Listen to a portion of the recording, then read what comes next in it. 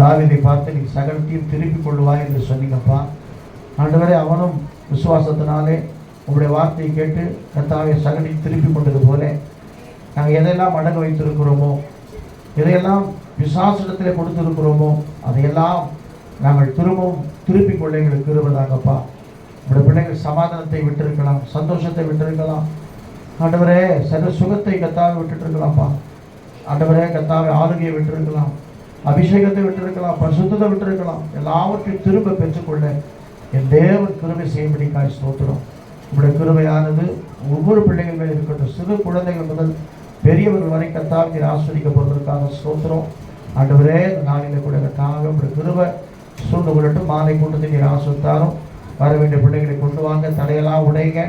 ஆண்டவர் பெரிய காரியங்களை செய்ய இயேசு நாமத்தில் கெஞ்சுகிறோம் பிதாவே. என் ஆத்துமாவே கர்த்தரை ஸ்தோத்திரி.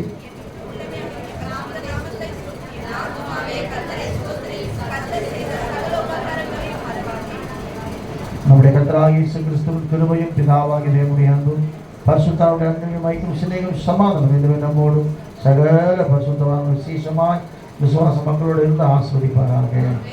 அல்லேலூயா, அல்லேலூயா, அல்லேலூயா.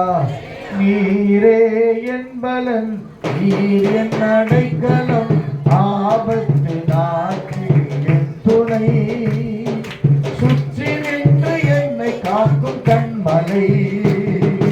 நீரே என் பலன், நீர் என் அடைக்கலம், ஆபத்து காலத்தில் என் துணை, சுற்றி நின்று என்னை காக்கும் கண்மலை.